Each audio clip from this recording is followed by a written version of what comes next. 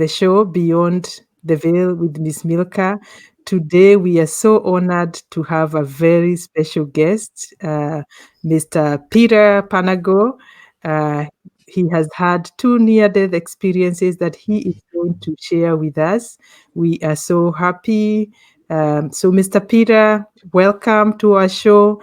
If you have any background information that you would like to give first, you can do that, and then you can start from your first near-death experiences and go from there. Welcome. Thank you, Miss Milka. It's my pleasure to be here. Hello, everyone. A little background before I begin my story is that I was raised Christian. I was raised Roman Catholic and Greek Orthodox. My father, his family were immigrants from Greece to the United States. My mother's family had been here for a while, and they were Roman Catholic. So I was raised in two churches simultaneously, and they were one block apart. And when I was in one church, they always down talked the other church. And when I was in the other church, they always down talked the first church. So I was confused as a boy about which church had the truth. They both claimed to have all the truth, but if one's not telling the truth, or they're both not. So I had this interior conflict with my religion. I had a couple of mystical experiences as a boy in which an angelic being took me from my body and brought me into the presence of heaven that I didn't understand until after my first near-death experience. And I want to talk just a moment about Jesus. I went to a Catholic high school, all-boy Catholic school. And we studied a gospel a year. And the Jesus that I met in those gospels was different than the Jesus that I met afterwards, after my NDE. Same book, same translations, different person, because my perception had so radically changed that I began to hear him not as this unapproachable, beyond human understanding being, but he sure sounded like what happened to me. My mystical experiences from my near-death experience made me think that I was more like him than I'd ever been before. So I saw him more as a teacher in a way I'd never seen him before. So I just want to say that to begin with. Okay. When I was an undergraduate student in studying English literature at a state university, and I went on national student exchange. I went across the United States to another state school in a state called Montana in the Rocky Mountains, which is a very sparsely populated place and very different from my East Coast North Atlantic community where I grew up outside of a city. I left my family because my sister had run away when I was 14. And from our point of view, she vanished. And we had a strict, my dad, who is very angry at this situation, imposed, and I love my dad, even though he's passed on, he imposed a very strict not talk about it. Do not talk about her ever to anybody, especially to your mother.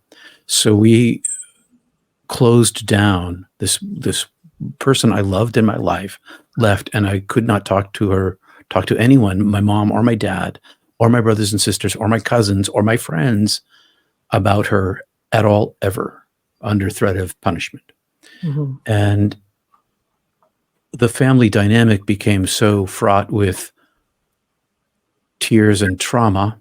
Mom cried herself to sleep for all the way through high school. Every single night she was crying in her room, and we could never talk about it. So by the time I got to be a sophomore in college, I had to get away. I just couldn't take it anymore. So I went on exchange. So I went out to the state university to get away from my family. And in the springtime, in March, our universities have 2-week break. And I didn't want to go back to my family in Boston. I wanted to stay out west and be away. So I went to find a trip that I could take. And I was an adventurer. I'd been a Boy Scout since I was 11, camping in summer, winter, spring, and fall, and backpacking and mountain climbing and ropes and technical climbing for many, many years. And I was on the National Ski Patrol, which is a volunteer service for protection of skiers. I got trained in first aid, and I'd done that for quite a number of years. And the reason why I'm telling you this is because of Mhm. what I'm about to tell you. So I decided to go on a high adventure expedition. And that's what I wanted to do. And I went to our outdoor club and I found a fella who was going to go on a 2-week backcountry in the Canadian Rocky Mountains in March, backcountry ski trip, cross country ski trip with 70-pound backpacks on, and living in snow caves. We had to dig our snow caves and then ski out and then do a 1-day ice climb on a world famous ice climb called Lower Weeping Wall. The skiing part and the snow caving part and all that stuff, that was right up my alley. I knew so we did that together, and we learned a lot of trust as we did this high adventure and this deep wilderness. Mhm. So we get to the ice climb. All of that's background. We get to the ice climb. I had never ice climbed before, and I didn't have the equipment that I needed, the proper equipment. My climbing partner, Tim, had came from a wealthy family. He had all of the gear. His dad even bought him a brand new car for going to school that year. And he had just completed a certification course in ice climbing as a certified lead climber. So I Mhm. trusted him, and we trusted each other because when one is in the deep winter wilderness, you have to rely on the person that you're with, or you risk your life. So we had a deep trust. But I Mhm. didn't come up with all the equipment I needed. I had one axe and I had a hammer, and you've probably seen videos of people climbing with axes. Well, I had one, and I had a much shorter hammer.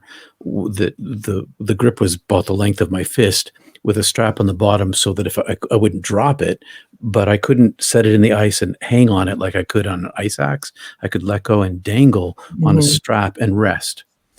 So I talked Tim into letting me use this gear because he really wanted to go on the trip, this ice climb. I really wanted to go, but I couldn't. I couldn't come up with the proper equipment, and I couldn't afford to buy an axe.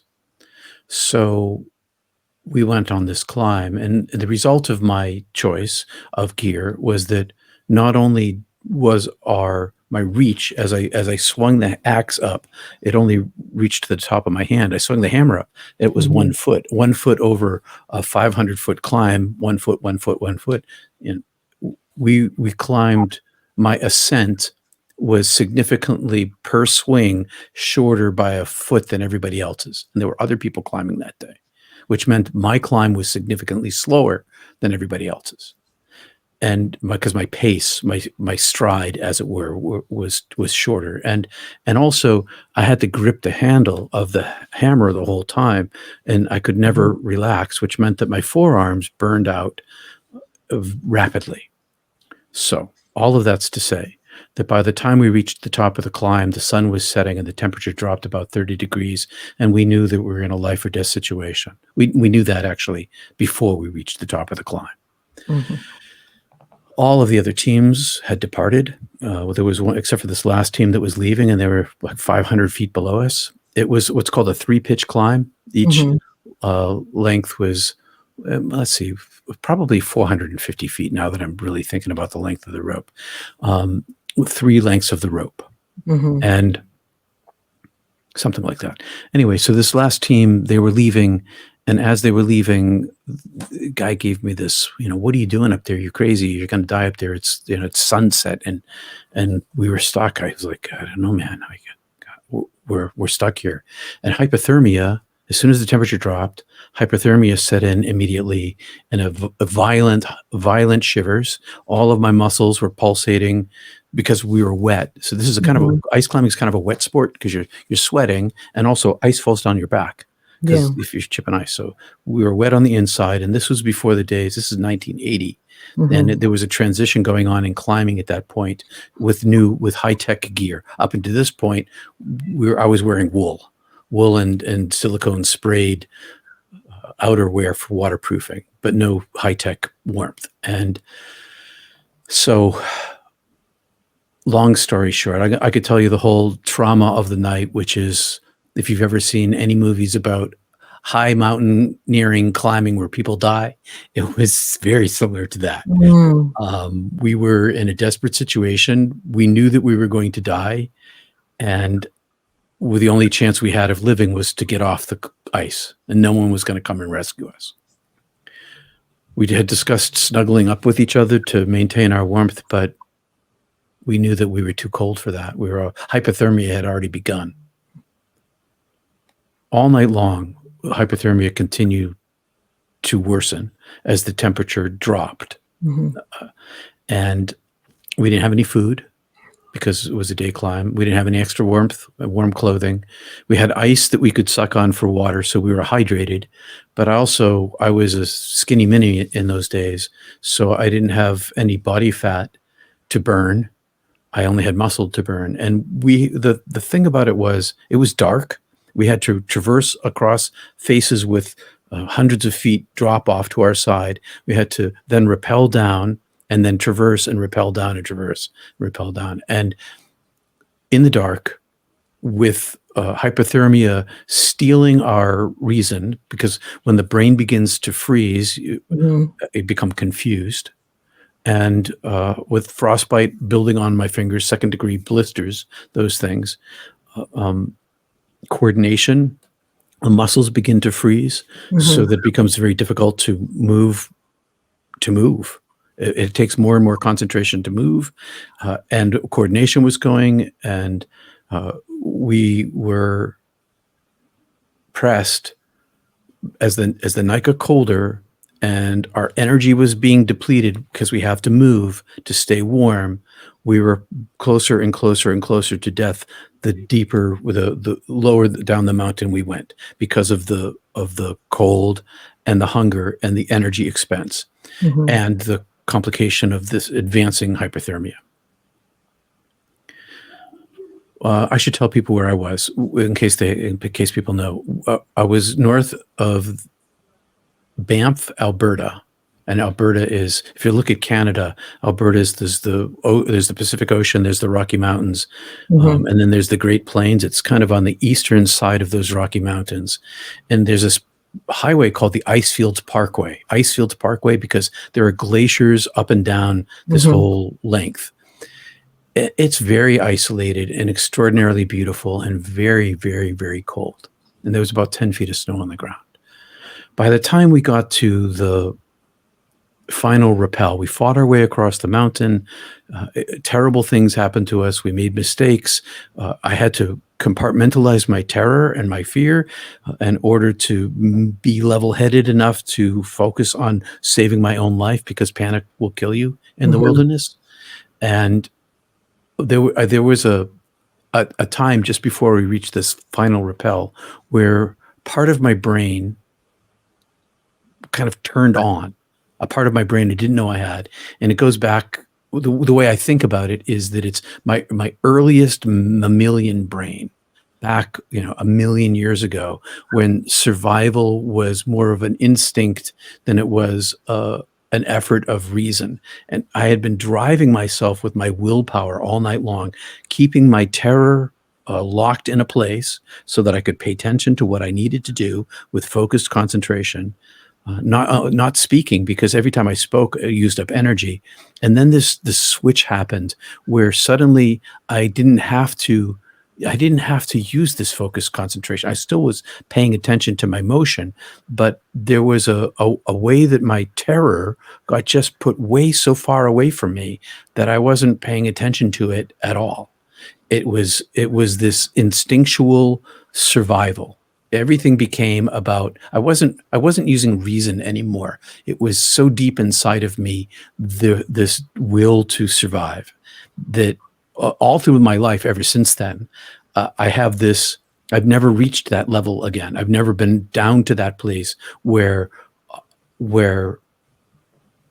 my entire focus of my whole being was on, not on a thought, but on an effort. And the effort really didn't have to do with what I was thinking. It just had to do with my body's need to survive. So I'm in this state, this mental state, and we finally come down this last, the second rappel to this last place where we were standing. We're about 100, 150 feet up. and it's dark, and it's many, many, many hours later. We fought our way across the mountain all through the night, and now we're standing on this ledge, and it's about the size of a half of a boardroom table, some TV show or movie, where there's this big long table. It's about half the size of one of those. Mm-hmm. And the mountain is in front of us, and there are iron pins epoxied in with rings and carabiners and straps, these nylon tubes tied in a square knot with another carabiner. And I was clipped in with my harness, and Tim was clipped into my left. And I had the rope, and our hyperthermia was so advanced that we were in our own worlds. We were coordinating with each other only as necessary for survival. The rest of our energy and mental state was turned inside of me in a way that I was less aware of what was going on with Tim, but hyper aware of my own situation.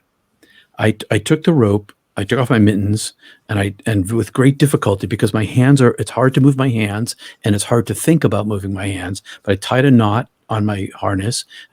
Put on my mittens again, took the other end of the rope, and I threw it out around this corner. We had come down this craggy area, and there was this corner, and there's the ledge. So I threw it out around the corner, and I pulled on it, and as soon as I pulled on it, it jammed, and some wedge way up above just kind of caught something that I couldn't see. And the more I pulled it, the tighter it got. And I didn't hardly pull it at all, and it was stuck. And now I have half a rope, and we're off of the ice at this point. We're on the granite, and that whole rappel down was on granite. And there was no way that I could ascend back up in the dark, because there was a shadow over this. And plus, I didn't have climbing shoes, and I had hypothermia and frostbite, and I was exhausted, and it was just impossible. I could never. If I had tried, we talked about it. But we decided that we would fall. We would die for sure. 100% we would die. So now we're totally stuck, and we can't go up and we can't go down. And I got hot. My chest got hot, which is something that happens to hypothermic people. And I unzipped my coat because I was hot, which is, I knew better because I was on the ski patrol. I know that not to do that rationally, but I didn't care. And so I felt like all of the blood rushed from my extremities to my core. And as it rushed to my core, I remember thinking, I don't need my feet or my hands to survive. I need my brain and my lungs and my heart. I don't really even need my stomach. I just need these essential parts, which is very irrational. And plus, when I unzipped my coat, I accelerated my death, because I let all of that heat out, and that was what was keeping me alive. As I did this, I had, and there's many more details in the book,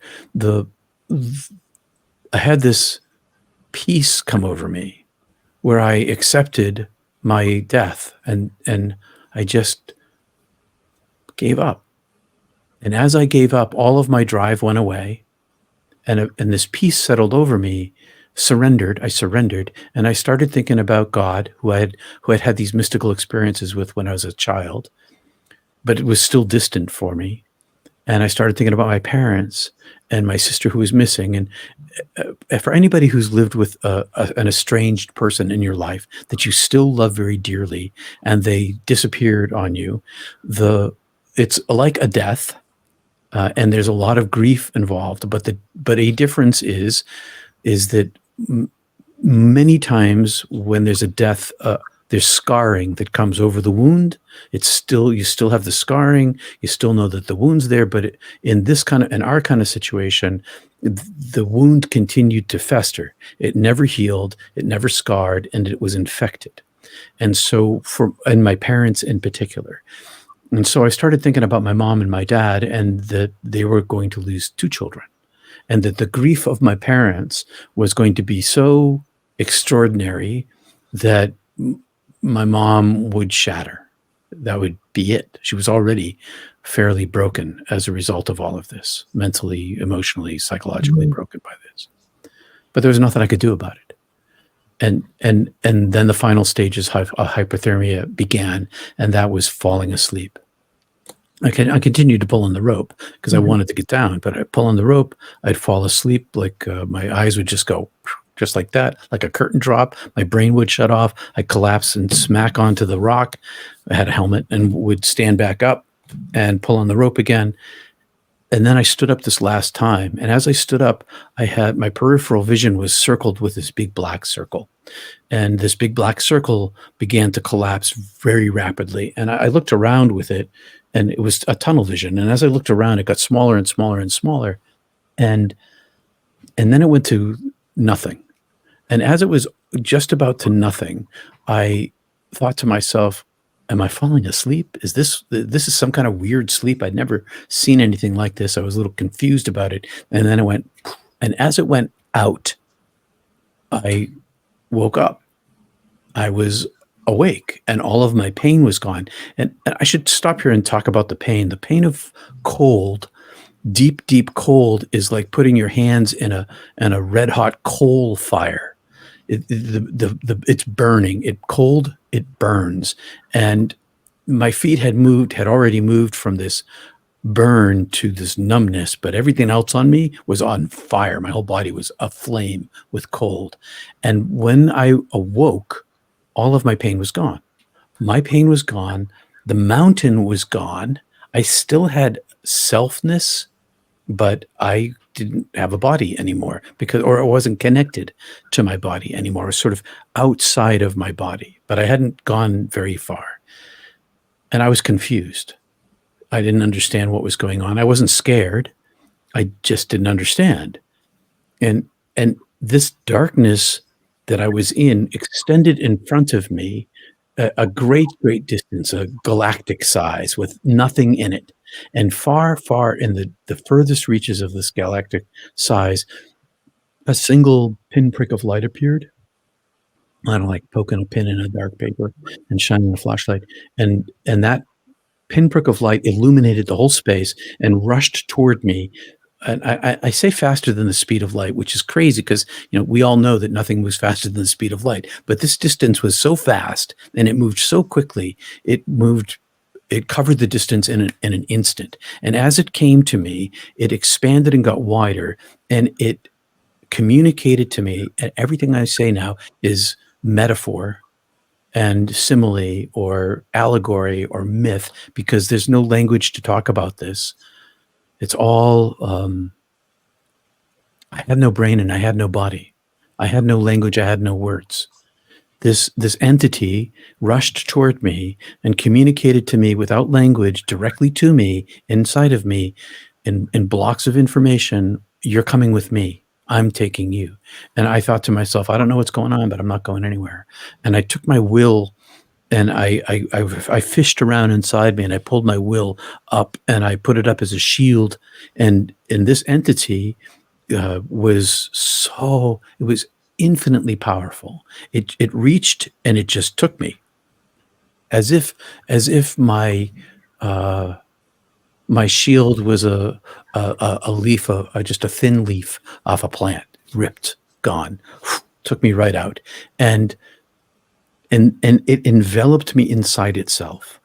And so I'm inside of this transparent space, and my dark self, this, when I had popped out of my body, I had this sort of shadow body, but now inside of this intelligence, hyper intelligence, I have a body that's shaped like a human, but I'm made of light. And I felt the connection to my body, my physical body, sever like a big pair of scissors, snip, and my connection to my physical body was gone. And I was carried back up the trajectory it had come down. I could see through it, but I couldn't move.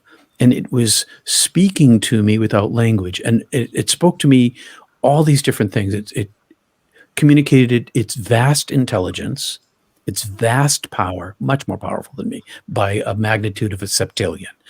And it was also feeding me with comfort. And so I had no fear. I was content where I was. And I understood that this hyper intelligence was somehow a reduction of this much larger intelligence, that it was somehow um, entangled with, and it was this much larger being was speaking through this smaller being, which was much bigger than me and much more powerful, but it was two places at once. And as we were being moving back up its trajectory, I could see through it and into this vast darkness. And then I had this other point of view. So I become superpositioned or entangled with another's place. I have it's like I'm seeing this an angelic being, no wings. This is a large energy field, and I'm inside of it, and I can see and I can see it from another point of view. It's parallel traveling um, alongside of us as we go toward where it came from. And when I look over that way, I can't see the eye that's seeing me, but inside myself, I can see me being seen. It's very bizarre, and Mhm. there's tons of paradox. There's tons of things that I can't. It's not rational, not even physically possible in our world. Mhm. So we, I get carried up to this edge, and through this transition space, and now at this edge where the light had first appeared, it either opens or I pop out of it because now I am ejected and I am inside of now a space the size of our universe, and I am alone. No stars, no galaxies, nothing, just me in this vast, vast space. And it eternally dark, and also I can see. So it's illuminated. The illumination comes from the darkness itself that I'm, Mhm. and I can't explain it. It just can tell you. And I am now myself a huge orb of consciousness. I am one, my thinking, my understanding of myself, my sensing of where I am, my thought process, without language, without a brain, I am one thing. No finger over here and brain over here. They are one thing. But I have no fingers. I have no molecules. I am in a place of no thingness. There are no molecules. There's no quarks. There's nothing in the physical world that is akin to this space. So Mhm. it was entirely empty. But I was content. I knew myself. As soon as I was there, I remembered myself. This is me. This has always been me. This has always been the truth of who I am. How did I not know that when I was in that body? This has always been me. And Mhm. there was a level of uh, comfort and well being, no pain, no memory of pain, just well being and wholeness.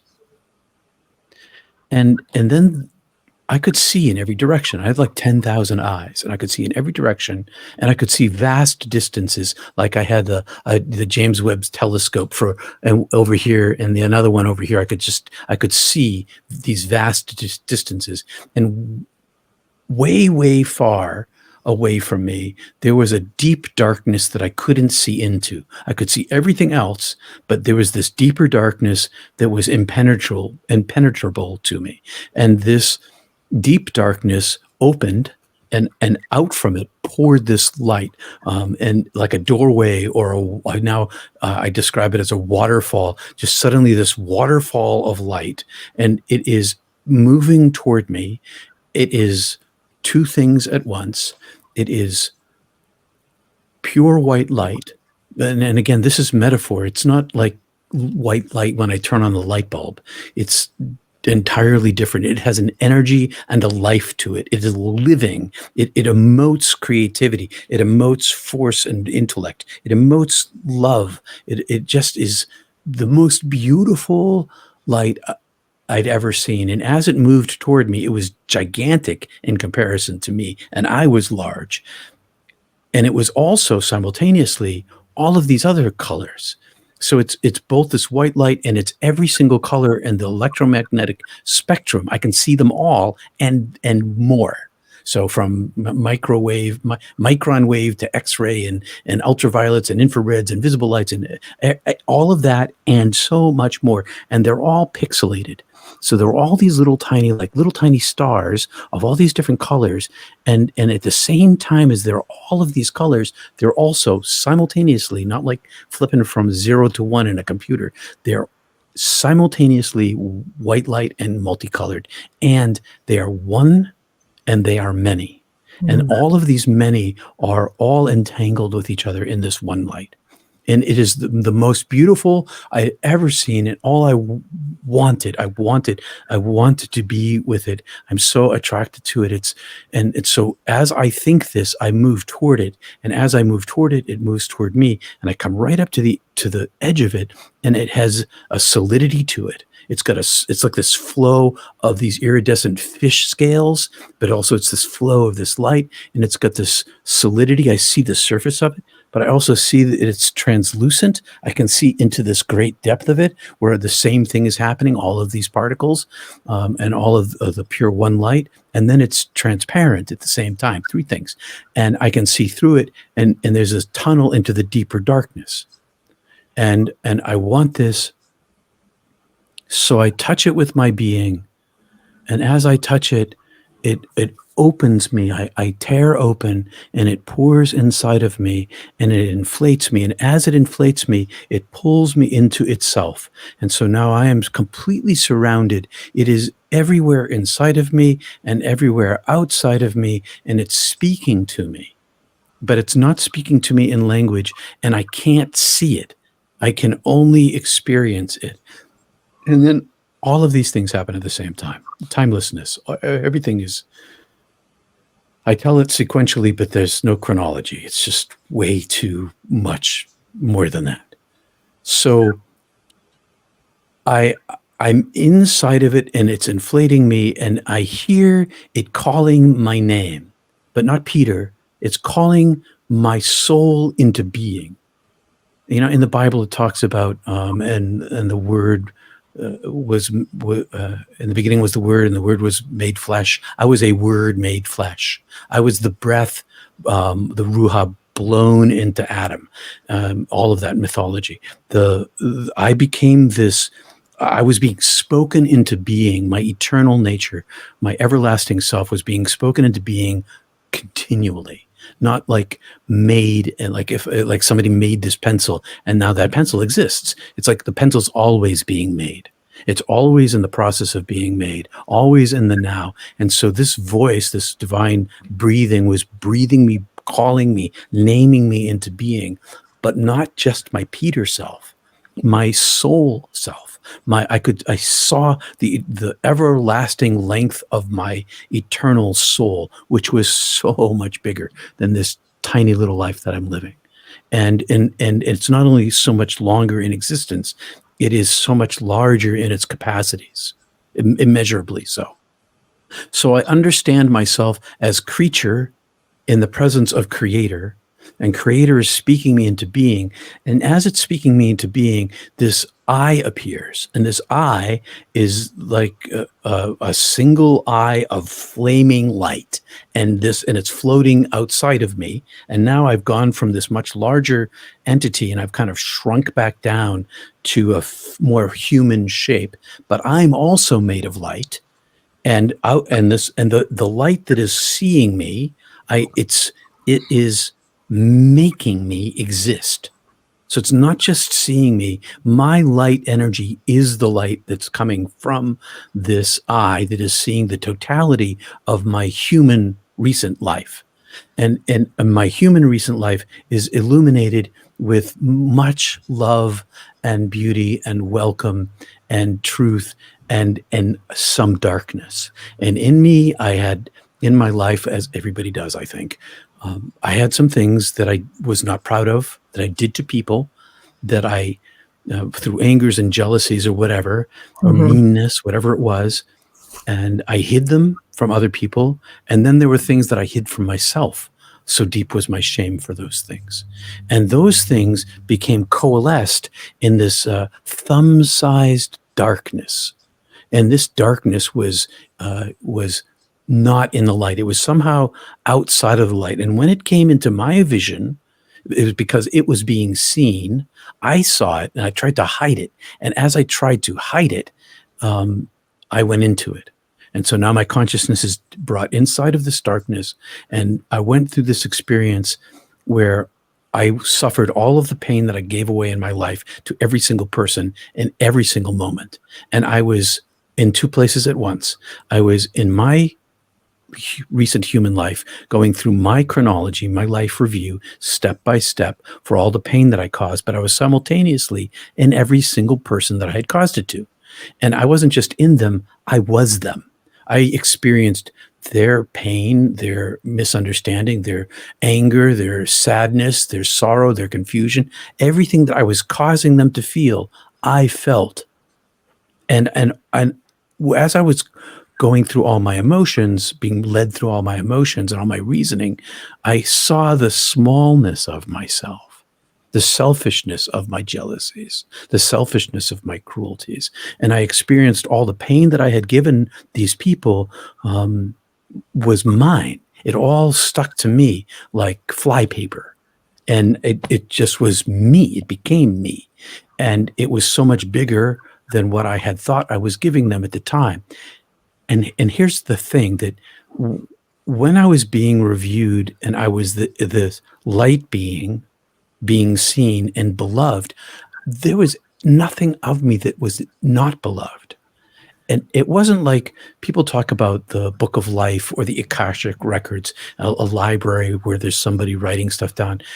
For me, in my near-death experience, the divine being was experienced my life with me. There was no separation. And every moment of my life, the divine being was present with me. The same is true for everybody whose life review, whose lives I was getting reviewed through. So the presence of God lives inside all of us and experiences all of our lives, all of our pain and suffering, and all of the beauty of our lives with us as part of us. And so as I go through my life review, I experience shame. And the shame I experience, I wasn't judged. I judged myself. And the shame that I felt was not just because I did bad things to people. And I was just a kid. I was like anybody would do, like any child would behave. I was shown all of humanity and all of humanity's sins, the wounds we give each other, which are real, and they can be terrible things that humans do to each other, terrible things that cause all sorts of trauma and lasting pain. But there was this uniformity to it. There was all within this single bandwidth.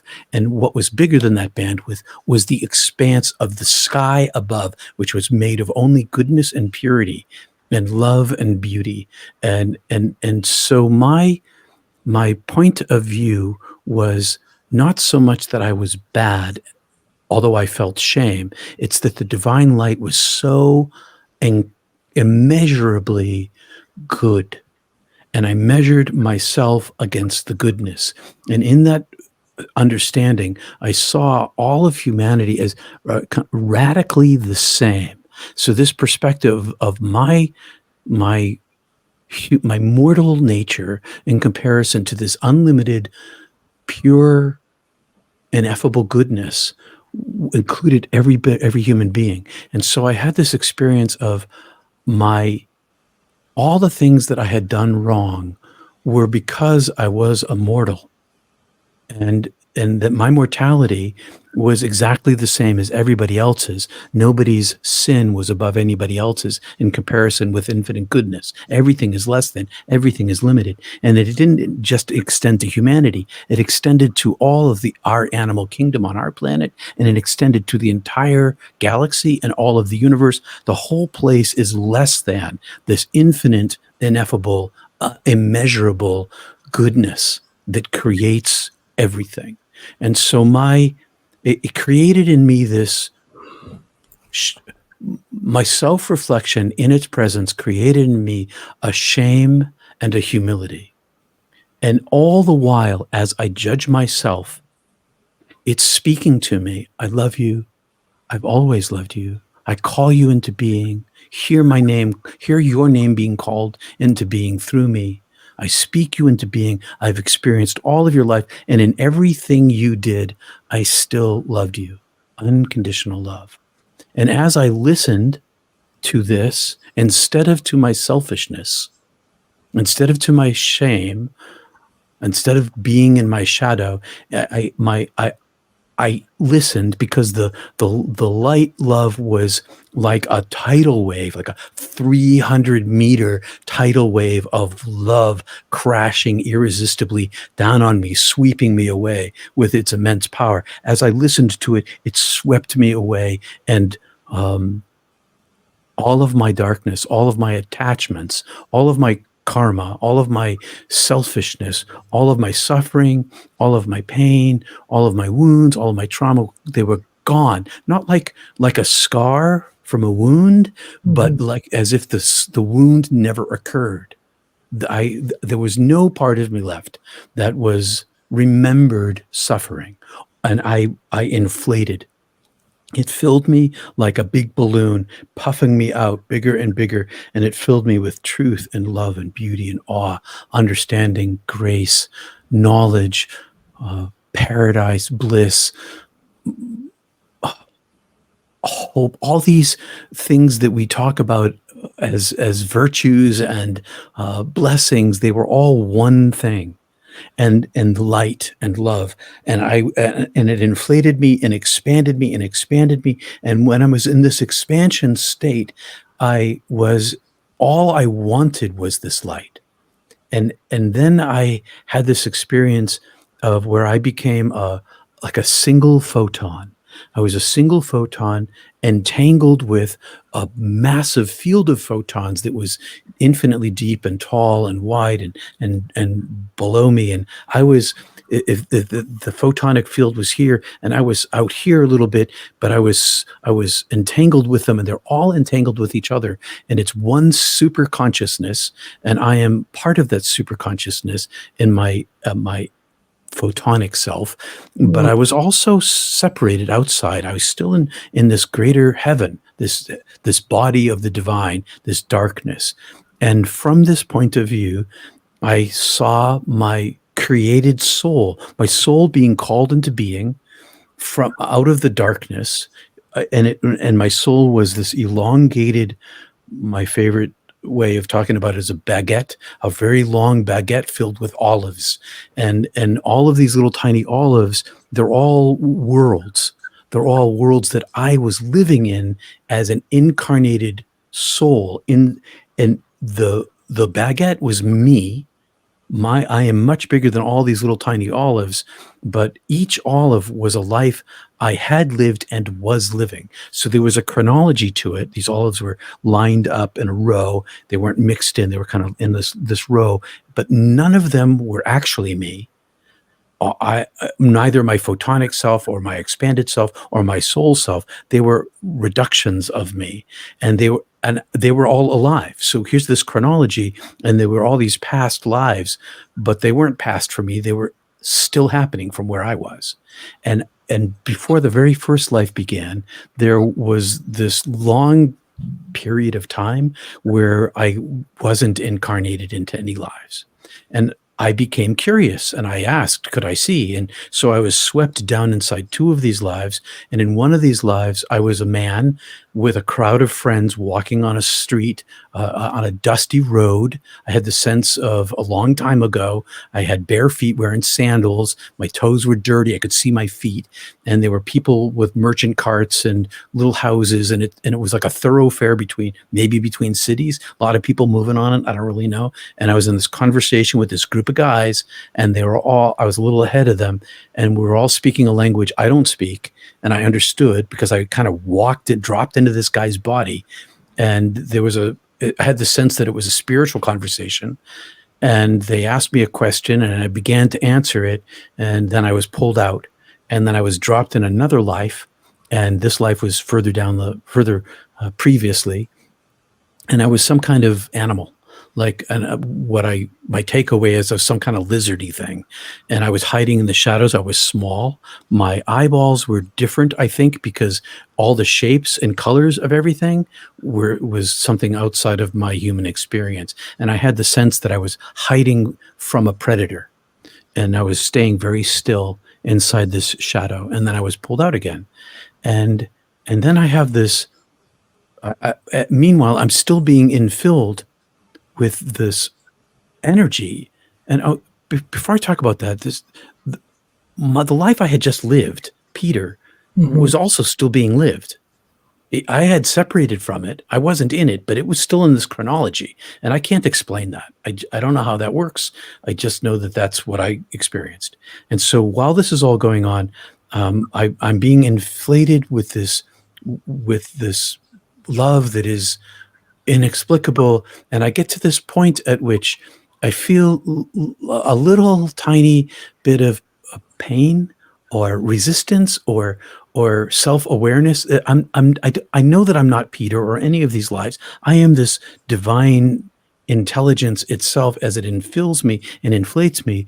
But I had this experience where I reached an edge, and at this edge I felt like just a tiny bit more, and I would have imploded back into the darkness itself and ceased to be separate from the divine. I would have been back in the wholeness of it.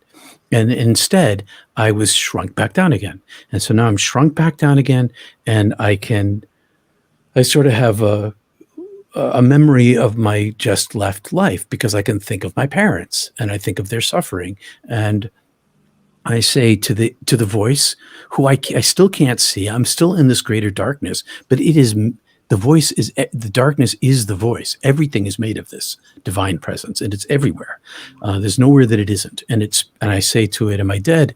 And the voice says, "Yes, you're dead." I said, "Well, do I have to go right now? What about my parents and their suffering?" And when I asked this question, I was swept across this space, this universal size emptiness, to an edge where there's like an energy field, and a little tiny part of me stuck outside. Most of me was still inside. This little tiny part was pushed outside, and I could see our galaxy. Pardon me, I could see our universe.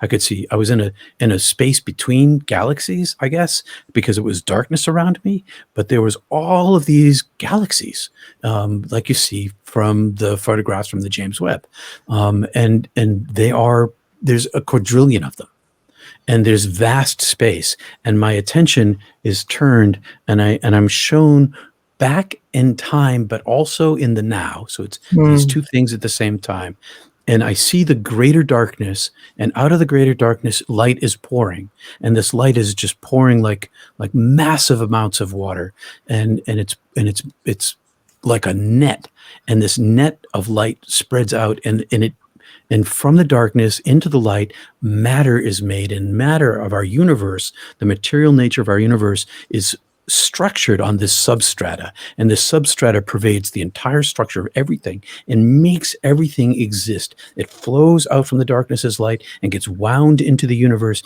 and every single part of the universe. No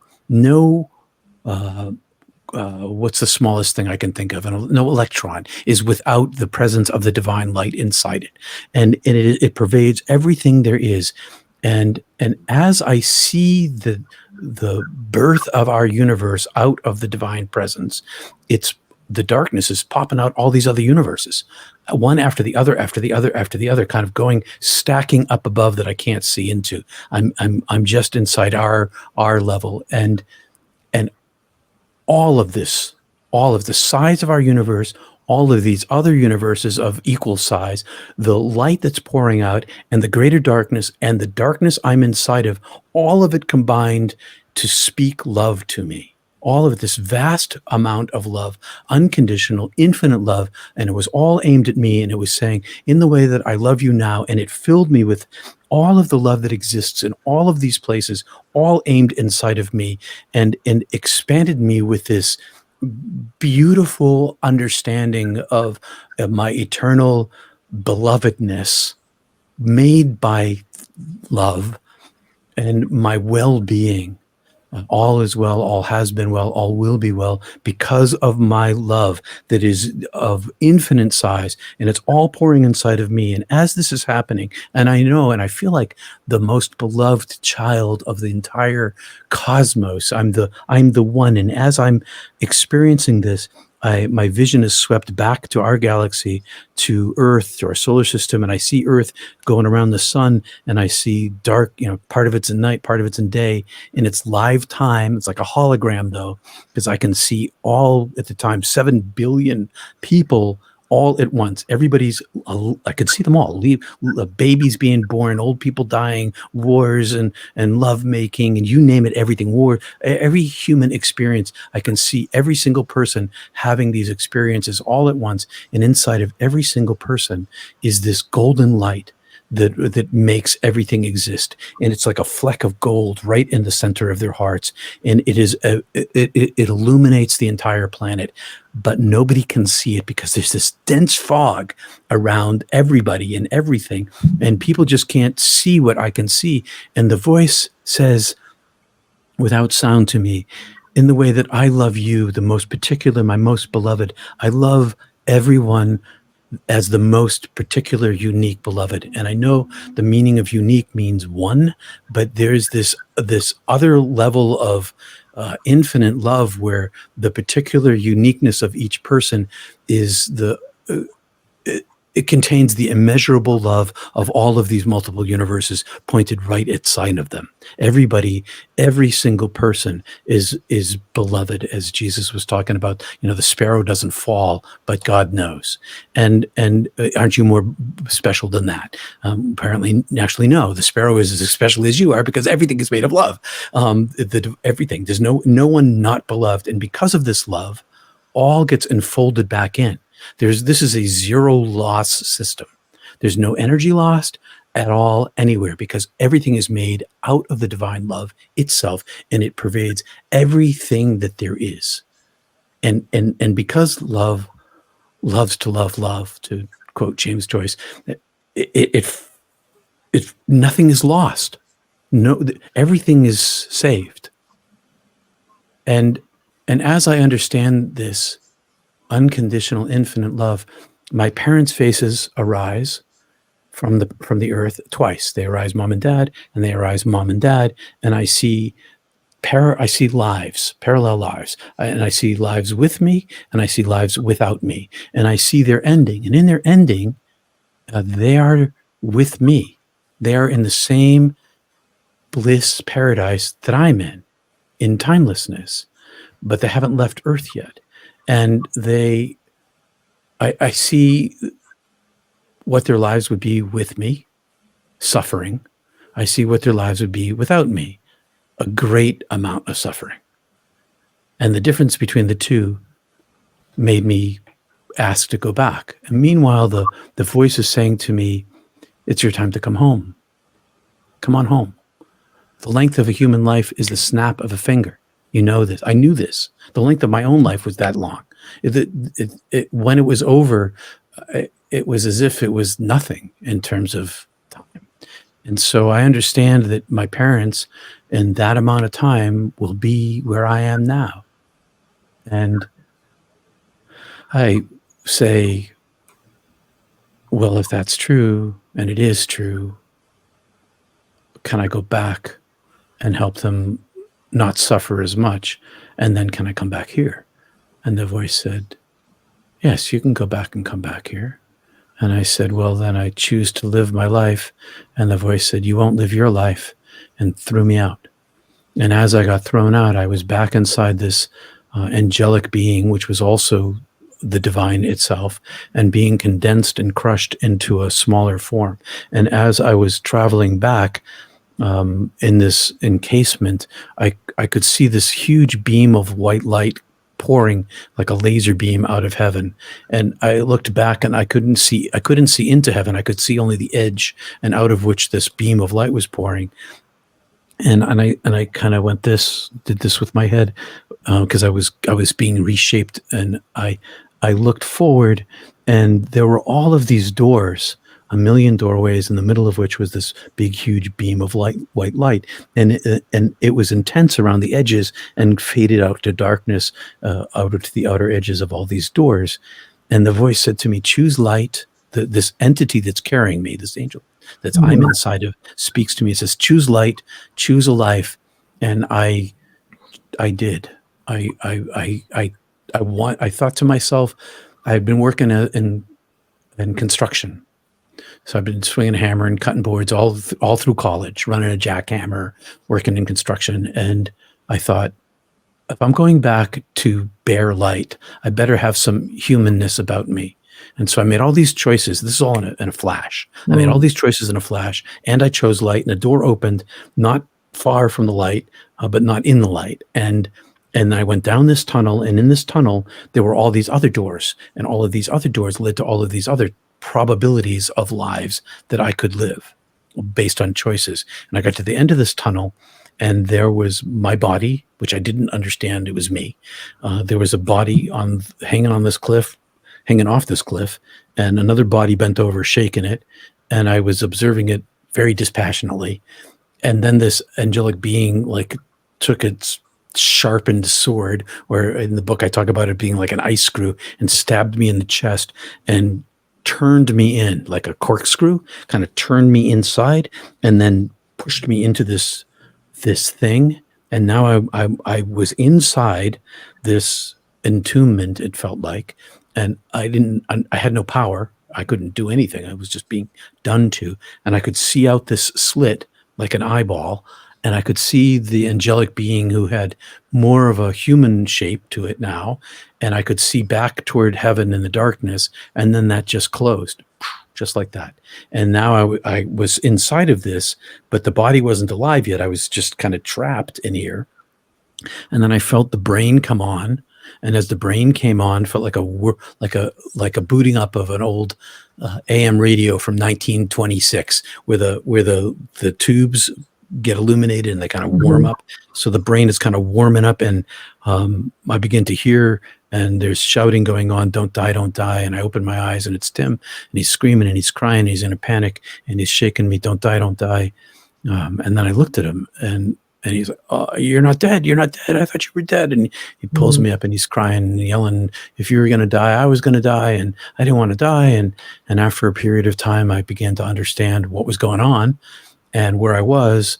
And I pulled the rope, and on the first pull, it released, and we descended.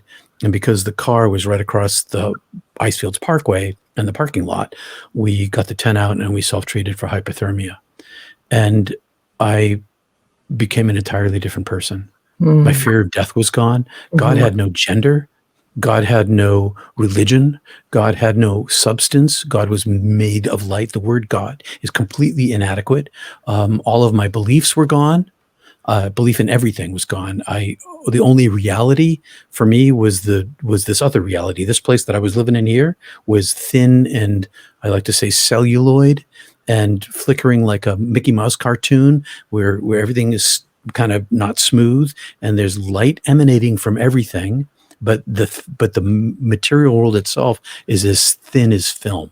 Mm. And well, I became a very life 1.0 was over, and I now was in life 2.0, and I my whole life changed radically. So that's the Mm. first thing that Okay. happened to me. Okay. Did you feel like the Peter that died was not the Peter that came back? Yeah, except for my brain is still the same. So in my body, I still had allergies and asthma. I still had Mhm.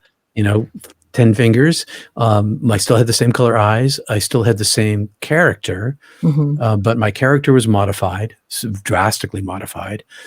My values were completely shifted, and I was not at all the same person because all of me didn't come back. Mm. I for even today, but I'm much more integrated now.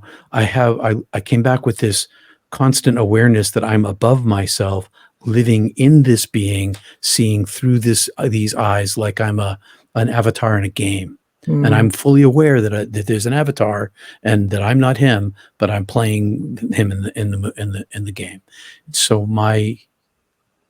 and everybody knew that I had changed. I kept it a secret for 20 years, but only insofar as I didn't tell anybody what happened to me.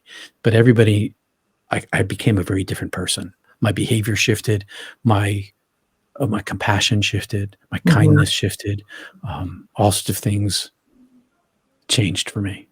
So you became more kinder and more compassionate. I did, to a fault, literally to a fault. Got me in trouble. I came back with this wide beam of love. I fell in love with everybody I met Mm. because the light in them was love for me, and my love was the same as theirs. And I went on this. I was in a theater company. I was at this university based theater that we left within a couple of weeks on this 26,000-mile 3-month theater tour around the United States. And there were a couple of people in this theater group who didn't like me. I was an East Coast long hair hippie, barefoot kind of person and Mhm. meditator, and they were strict evangelical Christians, and they thought I was, partly the devil, and I couldn't hate them. I could only love them, and it confused them. It confused me, but it confused them. And there were these two other women in the group, uh, completely platonic, but they basically saved me. They loved me as a person, and their love for me made it possible for me, because I came back with a deep depression and a suicidality because I lost the the great beloved of my life, and I was living in this much lower state, and I immediately thought that I'd made a mistake coming back. And so every day I prayed to die, even though I spent my entire life also on my interior journey. Um, so I was very different. Even my parents knew, but no, Yeah. I didn't tell anybody. Why? Yeah, this is something that I've had a lot of people who have had near death experience, that when they come back, the longing of what they experience is so much that they become depressed sometimes. Yes. Yeah. So maybe we can move to your next experience. So in the 15 minutes or so we have left, I was this the first one was in 1980, and I was a young man, and the second one was in 2015. In my family, we have a congenital heart disease. Mhm. Killed my grandfather on my first birthday, and would have killed my dad back in the 80s, but they life lifted him in a helicopter and shot him up with an experimental drug at the time for a decoagulant and saved him. It killed the sister who ran away. She died in 2007 of the same thing. And so in 2015, I was pretty fit. You can see that I'm not as fit as I used to be because I have heart damage from Mhm. this heart attack that killed me. I had a widowmaker heart attack. There's a survival rate of 5 or 6%. It's 100% blockage. Yeah. And I was in a yoga class. I've been studying yoga for years. And so I went late to this yoga class. And in the middle of as yoga began, I started getting really, really hot. It was in the summertime, but I live in a northern climate near the ocean where it's pretty cool, even in the summer. And it was extraordinarily hot in this room for me. And I was in downward dog, and I started sweating, and so I lay on my back, and I thought, and for you yogis in shavasana, and I continued to get hot, and I continued to sweat, and I was near the door. So as I was lying there, and the teacher was continuing leading the class, and she was a friend of mine, and I should say that I knew most of the people in the class because I live in a small town. And in the summertime, it's also a summer resort, so there's a lot of summer people there, but I happen to know a bunch of the summer people too. So I know most of the people there, and I'm lying on my back, and I'm getting hotter and hotter. And when I had been a licensed ambulance attendant in my life, and so I was trained. And as I was lying there, I thought to myself, okay, I'm sweating. my chest hurts. I'm having shortness of breath. I'm having a heart attack. And the day before, I had run 5 kilometers in the woods Mm. fast. So I was in good shape. And I Mm. thought, oh, I can't really have a heart attack because I'm in super shape. So I got up and I left the room and I went outside and I lay down on the grass. And as I lay in the grass, the pain got worse and worse. And I realized, oh my God, today's the day I'm going to die.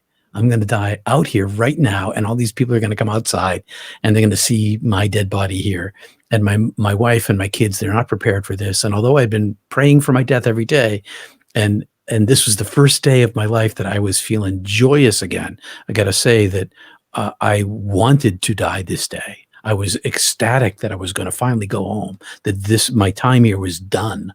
I felt more joy on that day than I had for my entire life since the day that I died the first time, the joy of heaven. So I'm lying there thinking, wow, I get to go home today. Who knew when I woke up? And then I started thinking about the people coming out and finding my dead body. When I started thinking about my wife and my kids, and I thought, well, at least I have to try. I have to show like I tried to survive because they're going Mhm. to want to know that I tried to survive. So I tried to sit up and I couldn't sit up because the pain was too great. So I lay back down again. And after some period of time, 15 minutes or so, 20 minutes, I don't know, the teacher came out and we've known each other for 20 years. And she said to me, are you okay? And I said, no, I'm not okay. I'm dying. I'm having a massive heart attack. And she said, no way, look at you, Mr. Fit. Mhm. You're not having a heart attack. I said, yeah, I really am having a heart attack. She said, should I call the ambulance? And I said, I don't think I have enough time to wait for the ambulance. I think that because they had it's a volunteer ambulance. And so people have to come in from wherever they are, get in the ambulance Mhm. and then drive to get me. And I was only a mile from the hospital. And so I said, well, why don't we get one of the friends in there to drive me? So after I convinced her I was having a heart attack, she drove me to the urgent care center. And when I got there, I phoned ahead and I told the intake person, get me the doc on the phone. And because it's a small town, I know the doc and I know Mhm. the nurses. And I'm having a heart attack. He said, well, if you're having a heart attack, I think you should just drive up to the major hospital a half an hour away. I said, I don't think I'm going to make it because I know that I only have 1 hour. Yeah, it's called the golden hour. And I've already spent at least a half hour of it waiting outside and getting transported. And I wasn't, by the time I got to that urgent care center, I was probably going to die. So they pull me into to the hospital. I meant upriver, about 30 miles. So they pull me into the urgent care center, and I can see on the nurses' faces that they're scared for me. They rush me off. They get an X-ray. It comes back. I have 100% blockage, and now I can see that they're scared for me. And I'd known these women; they're all women, and I'd known some of them since they were one since she was a baby, and they're all kind of caring for me. They'd all been members of my church when I was a minister, and the doc says to me, "You have 100% blockage in your widowmaker. We can give you a decoagulant. It might give you a 3% trickle through." And I said, okay, give me the decoagulant. They shot me up. And then he said, I can give you some morphine for the pain. And I said, I can't take morphine. It makes me sick. I'd had bad experience. And he's like, what are you going to do? I said, I will meditate on my pain and control my pain with meditation, which is a simple practice. I've been doing it for 40 years. Anybody can learn it. And I've been doing it a lot. So he's like, okay. They load me on the gurney, and now it's an hour. My golden hour is over, and I have to begin an hour and a half ride to the catheterization lab at the major hospital on a Saturday. In the state I live in, the nickname of our state is Vacation Land. And so in the wintertime, nobody lives here. But in the summertime, it's bumper to bumper traffic. And so it's going to be an hour and a half before I get to the catheterization lab. My son shows up, and I can tell he's really scared, and he's in his late 20s, and he comes over to me and he grabs my hand and he bends right in and he looks me in the eyes and he says, I love you, Dad. And I read all of his emotions on his face and in his eyes and in his heart. And he's scared and he's confused and he's not ready for me to leave. And my wife is off to my side and she's holding my hand, and I look up at her and I give her this wink, and I'm like, I'm out of here. First chance I get Mhm. to leave here, go home again. I've told you this. I don't say this to her, but I'm thinking this in my head. Mhm. I've been trying. I've not taken my own life because I didn't create me, but I get to go home today. And so I'm going, as I've told you, first chance I get. So they load me in the ambulance and I'm meditating the whole way. And we're some distance out and sirens going and I can tell that they're going as fast as they can. And then I hear the paramedic say, she says, whole thing, main medical center, this is so-and-so, and we're doing this and that, and this is the patient, and we're losing him, and there's panic in her voice. And so I open my eyes and I look at her, and I have a mask on because I have oxygen, and I look up at her, and she's panicked. I can see it in her face. She's very professional. She knows what she's doing, but she's scared she's going to really lose me. And when she sees my eyes are open, she dropped back into her professional face. Never let the patient see that you're scared for them. And so that's exactly what she did. But the pain became so intense that I had to go back inside my meditation. And when I went into my body, went back into my meditation, I was outside of my body. And now I was still in the ambulance, but I couldn't see the ambulance. I was in the dark tunnel, and the tunnel began inside of my body, and it extended upward if there was an up. And way at the end of this thing, down this tunnel came this angelic being. And it's speaking in plurality now. Come to us, come to us. We've been waiting for you. It's emanating all this joy and welcome and celebration. And I start to go. I'm like, no questions asked. I'm out of here. So it comes down to me. I start to go with it. This time it doesn't envelop me or take me. I'm kind of next to it, and we begin to walk up the stairway together. And then I think, wait a minute. I need to check around if it's okay. I'm going to take a look around, see if everybody's all set for me to go. So I kind of turn around and I go back inside this dark cavern of myself, and I see my kids and my grandchild, and I see my son, and he is not ready for me to leave. And I see my daughter, we had just helped rescue out of an abusive relationship with a brand new baby. He had gone off to war, and terrible things had happened to him over in Afghanistan. And he came back quite broken, and bad things ensued. So we rescued her and the child, and they were, the baby was probably 9 months old at the point. And I saw inside of the child's life, my granddaughter's life, I saw the life she would live with me and the life she would live without me. And that she needed me as a father figure. And so I turned around and I went back out, and this angelic being had receded politely, kind of turned its back, gave me some privacy, I guess. And it came rushing toward me. Come on, let's go. And I just turned around and kind of communicated telepathically. If it's all the same to you, I'm going to stick around, because the length of my life is that fast. So I turned and I went back inside and got to the catheterization lab, had the surgery, gave me a stent. Next morning, I'm in my hospital room out of the intensive care unit, and there's a crowd in my room, a bunch of doctors and nurses and stuff, and people I know from the hospital, and my family. And my son says to me, Dad, the doc told me yesterday to say goodbye to you because you were going to die on the way, because nobody lives through this. And if you do live through this, you're going to have heart damage. And I do have heart damage. And he said, I was saying goodbye to you, Dad. I said, well, I died. And I came back again. And I'm in the hospital, and my book back there got released a month early while I was in the hospital. I had to be in New York in 9 weeks for one of the morning shows. And I told everybody in the room, all these doctors and nurses and family and friends, that I had died and that I was once again a different person. I came back transformed. So you came back different, like the same with your first near-death experience. Yes, I was at the time. I had a TV show here in Maine on a couple of stations at a spot 2 minutes, and when I was in the hospital, a new corporation bought the TV station, and my show got canceled after 15 years. And so now I had a massive heart attack. I was out of a job, and I and I had just died. So all of these changes all happened in within a week of each other, and Yeah. I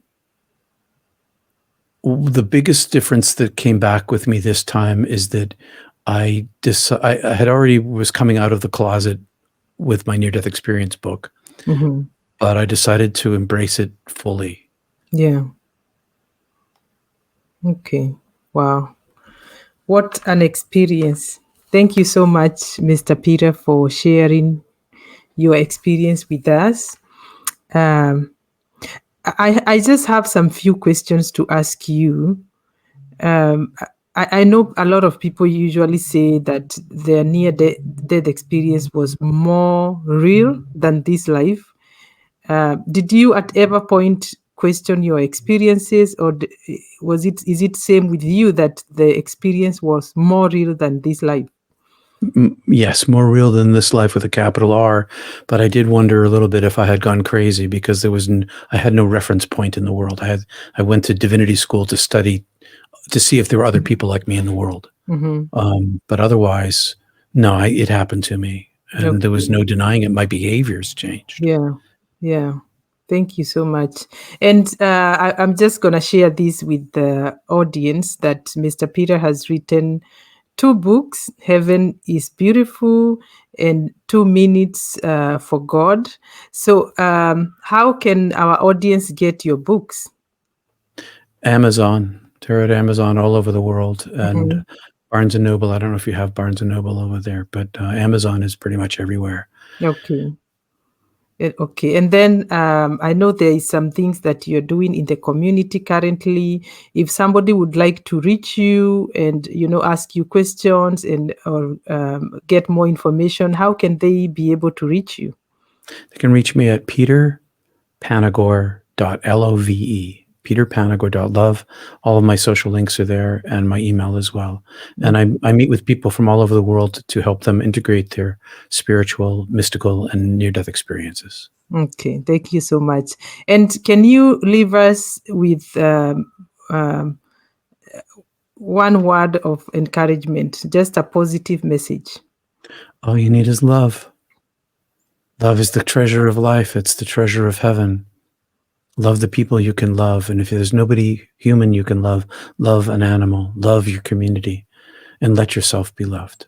Love is really the treasure of it all. Wow, what a message. Thank you so much, Mr. Peter. We are so thankful for you to have shared your story with us. And I think we would love to have you again in our show in the future. So thank you so much. Thank you, Miss Milka. And I would love to come back. Maybe we can have a conversation about all of this. Yes, thank you. Peace to you all.